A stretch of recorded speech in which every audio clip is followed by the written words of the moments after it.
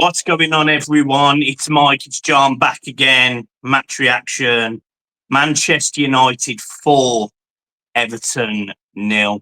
Pathetic performance, defensive mistakes, no real attacking intent, a decent 30 minutes and a shambolic 64, 5, however many minutes you want to include.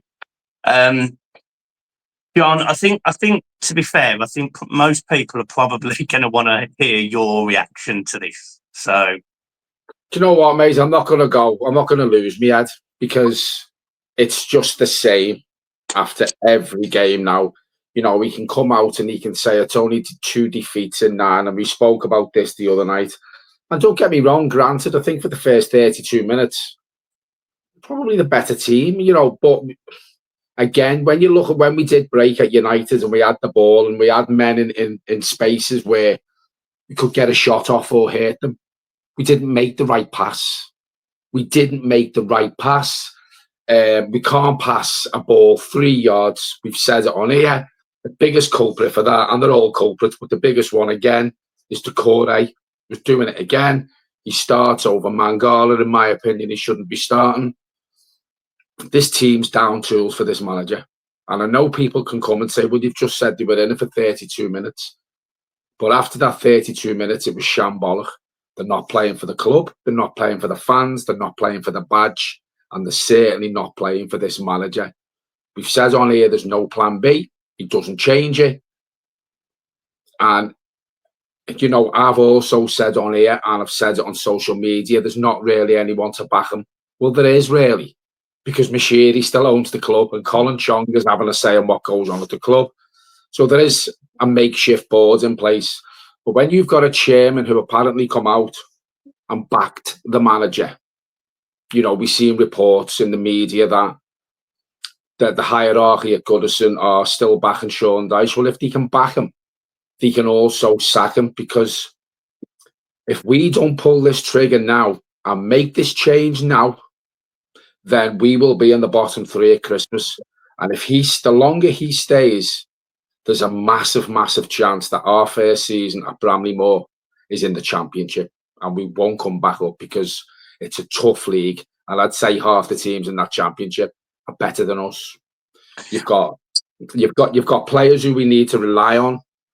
And Dyche, yeah, and we've bigged Dyche up on here, and he's great getting out of tight spaces and he's fast with his feet.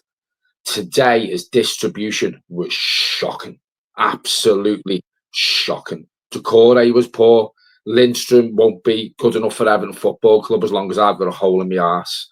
So when you've got them players like that, who we have to rely on to either chip in with a couple of goals or make opportunities for other players, you're not going to get it from that players. And while we're in that predicament, and there are some players there today, Branthwaite, I'm not going to stand here and slag him off.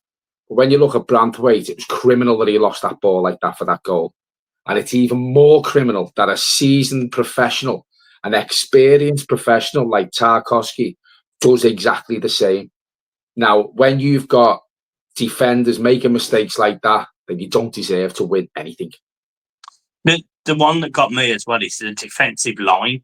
I mean, it literally was all over the place. Like, was it the 4th, the 3rd goal? And you look at the line and you're like, what are you all doing? Like, they don't know what they're doing, but they don't know what they're doing.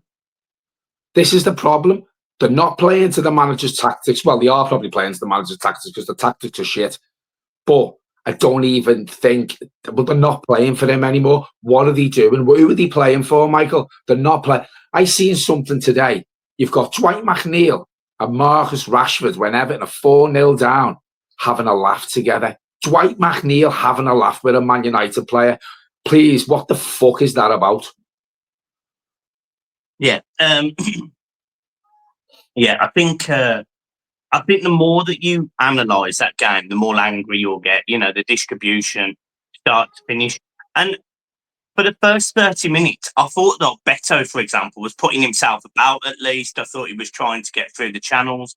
There was that sort of moment where, you know, I think it was like the 20th minute and he's gone too wide, if you get what I mean. And I just the first 30 minutes, I thought we're in the game at least, you know, just keep it tight like this and go and get a 1-1 or a 0-0 or, you know, just try and do that. But We just fell apart.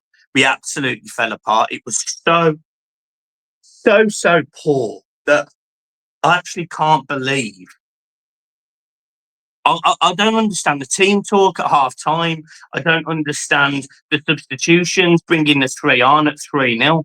I don't get any of it. It doesn't make sense to me. And we all can see that players like Decore shouldn't be starting, and Lindstrom isn't there, and this was probably the game where you probably could get away with playing 4-4-2 and having 2 players that can maybe keep the ball up the top half. Who knows? I mean, I'm not the manager of Everton. I don't get to see them training every day. But what I can tell you now is that Everton performance there, falling apart like that, just like they did in the 2 games we were 2-0, we fell apart. Just like we did at Spurs when we lost 4-0, we fell apart. This Everton team, just in those games, conceded 14 goals in those 4 games, and that's without talking about any of the other goals we've conceded and anything else. So this myth in my mind that Sean Dyche is this great defensive coach is a joke. And the other thing I want to mention, just before we come on air, you sent me his after match reaction, his instant one, and I never watch them. But because you sent it, I thought, right, I will watch it. I'll spend the next 2 minutes, 50 seconds watching it. On the 12th second, he starts talking about how Everton aren't clinical in front of goal, and that's been the same since before he was here. And I'm sitting there thinking, Sean, you've been here 2 years. Yeah. That's been your job to fix that. He's gone to the past too much. He's done, mate. Lately, lately he's gone back on the past, and as you quite rightly pointed out, he's been here for 2 years now. How long does he feel like he needs to be here to fix these problems that Everton had before he come 2 years ago? Because I'm sorry, if he hasn't fixed them now, then he'll never fix them, because he's not going to be here long enough anyway. I think he knows, the players know, the fans know, if the freaking group have got anything about them, because listen, let's be honest about it, the freaking group and Mashiri will be in dialogue probably a couple of times a week, right? If not every day, right? Now, they have put up to now £200 million into this football club. This is before, at least, this is before the sale is done and signed off. If they've put that much money in, they're not going to want to take over a club that are in this relegation battle. Because I'm telling you now, the 3 teams that we're all probably vying with to stay up? I've said it on here, and I'll say it again, and I'll say it till I'm blue in the face. They play better as a team, even though they're probably getting beat most weeks, right? They have a game plan. They play for their manager. There's a structure to the team, even though they're not very good. We don't have any of that. And that's why when you've got that, it helps you a long, long way to give you the chance of not being in a relegation dogfight. We don't have none of that. And I'm telling you now, if we get beat by Wolves on Wednesday, Goodison Park is going to be an absolute shit show. It's going to be. It's not even if we get beat, even if we draw, it'll be the same. It'll be exactly the same. If Everton do not win that game, it will be horrendous. It's going to be a cesspit, mate. It's going to be a cesspit. But what what is going through his head? Why is Decore still starting? Why is he not trying to mix up the one thing he starts Beto today? I don't have an issue with Beto starting. I really don't. But I'm sitting there thinking, if you're going to start him for any game, start him for Wolves. Don't start him away at Man United. You're basically saying to him, prove me wrong against a team that's got a new manager bounce. And he already knows he ain't going to get the service anyone. I couldn't believe it. Do you know when you look at him starting Beto today, you get the feeling, we've been screaming for Beto to start. And you get the feeling now Sean Dyche is in that certain position at the minute now where he's throwing certain players under the bus. That's exactly what he did today. That's exactly what he did it today. Yeah. To save himself. He thought he could scapegoat one of the other players. The problem is, in my mind, We all have seen through all of that. Well, that's it. But he doesn't think we can as fans, you know. And then I seen a little thing where he done another interview and he said he's never dug out the fans and he never would. Yes, you have, Sean, because when the fans were leaving at a match this season, I can't remember what game it was, his comments to that were, when he was asked about it, the fans leaving that early, well, that's what they do here. So you have dug the fans out. So don't go back on what you've said, saying you've never dug the fans out, because you have. He's lost now. Even there were certain people who did back him. And listen, everyone's entitled to an opinion. I think now he has lost every single Everton fan. He's lost the entire fan base. Now, if Mashiri can't see through that, or the freaking group can't sort something out, then I'm sorry. But the freaking group need to make this decision now and have a word with Mashiri and say, look, pull the trigger. Because they're buying into a big, big club. You know, well, they're spending a lot of money on Everton Football Club. You know, they're not gonna be happy going playing Brannymore in the Championship, Michael, because I can't even speak today because I just don't know what to say anymore. Because me, you, and every fan channel, we're like broken records now because it's the same shit every week.